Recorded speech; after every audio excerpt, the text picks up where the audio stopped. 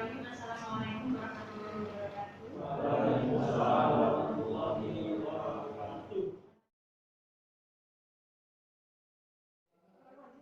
Assalamualaikum warahmatullahi wabarakatuh. Baiklah, kami akan mempresentasikan hasil diskusi dari kelompok 4 Badul Atom SMK Muhammadiyah 2 Jakarta. Namun sebelumnya perlu kami memperkenalkan anggota kelompok 4 sebagai berikut. Yang pertama, Ibu Linda Fatmasari SPD.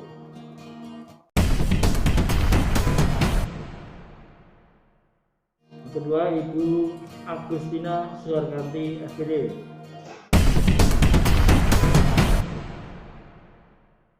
Bapak Heri Santoso SPD.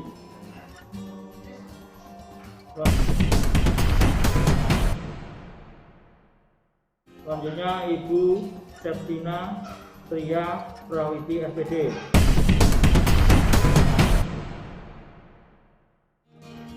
Berikutnya Bapak Rizky Kurniawan S.Com.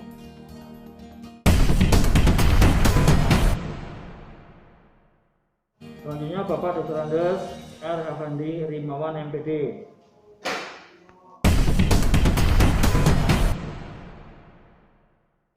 Dan selanjutnya Bapak M. Suroji Ma'ruf ST.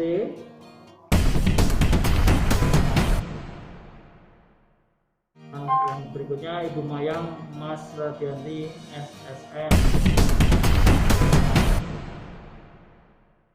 Berikutnya kami perkenalkan Ibu Ayu Iswandari SPD.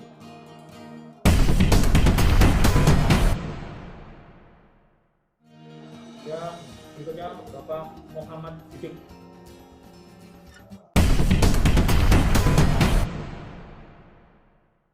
Dan saya sendiri Eko Wuryanto SPD sebagai juru bicara.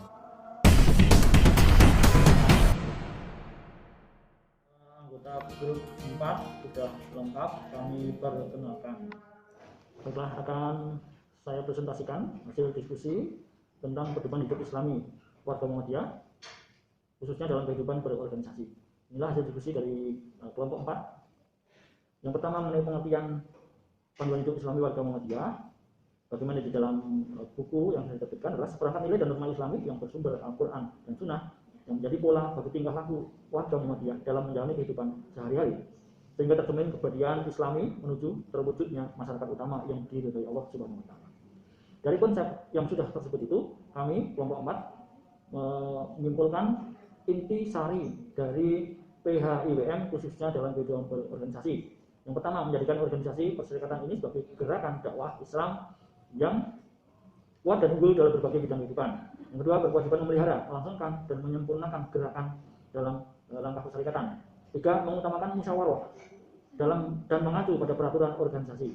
4, menggairahkan ruh Islam dan ruh jihad dalam seluruh gerakan perserikatan dan suasana lingkungan. Yang kelima, setiap anggota pimpinan perserikatan harus menunjukkan keteladanan. Yang keenam, harus bisa menerapkan disiplin tepat waktu. Yang ketujuh, menumbuhkan kembali pengajian-pengajian singkat atau kultum dalam seluruh kegiatan perserikatan. 8, pimpinan harus gemar mengikuti dan menyelenggarakan kajian-kajian sebagai pembelajar. Yang ke-9, wajib menumbuhkan dan menggairahkan perilaku amanah dalam memimpin dan mengelola organisasi. 10, pimpinan hendaknya jangan mengejar-ngejar jabatan dalam perserikatan, namun jangan lari apabila diberi tanggung jawab. 11, pimpinan Muhammadiyah harus berusaha menjauhkan diri dari fitnah, sikap sombong, sikap ananiah, dan perilaku-perilaku yang tercela lainnya. 12, membudayakan tradisi membangun imamah dan ikatan jamaah. 13, memiliki jiwa pembaru dan jiwa dakwah. 14, bertanggung jawab, setia, komitmen, dan yang istiqomah dalam kejujuran. 15, menjauhkan diri dari perbuatan taklid, syirik, bid'ah, dan khurafat. Dan yang ke-16, menunjukkan akhlak pribadi muslim yang mampu membina keluarga yang islami. Nah, selanjutnya hal-hal yang sudah dilakukan. Yang pertama, menjadikan organisasi perserikatan sebagai gerakan dakwah. Misalnya dalam hal penggalangan dana melalui layismu, santunan beasiswa, bakti sosial, pengajian, dan lain-lain. Yang kedua, memelihara, melangsungkan, dan menyempurnakan gerak langkah persyarikatan, misalnya mengelola sekolah dengan sungguh-sungguh. Yang ketiga, menggunakan musyawarah dan yang mengacu pada peraturan organisasi. Contoh, di sekolah sudah melaksanakan rapat-rapat, baik rapat pimpinan maupun rapat-rapat yang lain yang tujuannya adalah dalam rangka bermusyawarah. Yang keempat, menggairahkan ruh Islam dan ruh jihad. Dalam hal ini telah dilaksanakan misalnya melaksanakan usaha sekolah dengan melibatkan atau berdoa kepada Allah. Contoh misalnya di dalam penerimaan siswa baru, seluruh guru memohon pada Allah supaya dilancarkan dan dimudahkan. Yang kelima, setiap anggota pimpinan persyarikatan harus menunjukkan keteladanan. Nah, hal ini telah dilaksanakan misalnya dengan telah memberikan contoh sikap perilaku yang baik oleh pimpinan untuk seluruh warga sekolah. Yang berikutnya adalah disiplin tepat waktu. Nah, pelaksanaannya adalah dengan mengadakan kegiatan sesuai dengan jadwal yang sudah ditentukan. Yang ketujuh, menumbuhkan kembali pengajian-pengajian singkat. Nah, hal ini juga telah dilaksanakan setiap kali mengadakan musyawarah atau rapat-rapat, selalu diselipkan dan diadakan kultum. 8. Pimpinan harus gemar mengikuti dan mengadakan kajian-kajian. Nah, mengikuti kajian dan kegiatan keilmuan yang lain yang dilaksanakan baik oleh persyarikatan di tingkat wilayah, di tingkat pusat maupun di tingkat daerah. Yang ke-9, menumbuhkan menggairahkan perilaku amanah. Contoh yang telah dilaksanakan adalah bahwa seluruh amanah yang ditugaskan kepada petugas-petugas pada pimpinan sekolah dilaksanakan dengan cukup baik. Kemudian dalam hal tidak mengejar-ngejar jabatan, insya Allah seluruh pimpinan dan staf tidak memiliki sifat untuk mengejar jabatan tersebut. Yang ke-11, menjauhkan diri dari fitnah dan sikap sombong dan anania. Nah, semua pimpinan anggota telah berusaha dan selalu menghindari sikap memfitnah orang lain. Yang 12, membudayakan tradisi membangun imamah. Nah, hal yang telah dilakukan adalah kegiatan sekolah dilakukan secara bersama-sama dengan berjenjang di bawah komando Bapak Kepala Sekolah dan dilaksanakan oleh seluruh staf, seluruh guru dan seluruh perangkat sekolah yang lain. Memiliki jiwa pembaru dan jiwa dakwah.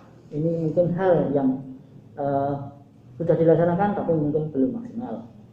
Kemudian bertanggung jawab dan setia, komitmen yang istiqomah dengan kejujuran. Alhamdulillah, sampai hari ini seluruh stakeholder sekolah telah melaksanakan komitmen dengan sebaik-baiknya dan bertanggung jawab terhadap apa yang telah diamanahkan kepada dirinya. Kemudian menjauhkan dari sikap taklid, syirik, bid'ah. Ini alhamdulillah seluruh warga sekolah berusaha untuk selalu tidak taklid dan selalu menghindarkan dari syirik, bid'ah dan khurafat. Dan yang terakhir, menunjukkan akhlak pribadi muslim yang mampu membina keluarga yang islami. Alhamdulillah seluruh stakeholder sekolah sampai hari ini dalam membangun keluarga semua dilandasi dengan akhlak muslim. Yang berikutnya adalah hal yang belum bisa dilakukan ya dalam rangka untuk perbaikan organisasi. Yang pertama, meningkatkan layanan yang semakin baik. Kemudian perbaikan dalam sistem bermusyawarah. Kemudian 3, meningkatkan sikap pembelajar pada semua diri stakeholder sekolah. Nah, yang terakhir mengenai solusi apa yang harus kita lakukan untuk memperbaiki keadaan atau hal-hal yang belum bisa dilaksanakan. Yang pertama, menurut kami kelompok 4 yang bisa dilaksanakan sebagai solusi nyata adalah yang pertama, diklat terkait dengan seluruh pelayanan sekolah. Yang kedua, penyusunan dan perwujudan SOP yang lebih baik. Yang ketiga, meningkatkan kajian keilmuan terkait dengan keagamaan maupun topik-topik yang lain. Yang keempat, memberikan motivasi kepada seluruh stakeholder sekolah, baik guru maupun karyawan dan staf sekolah yang lain.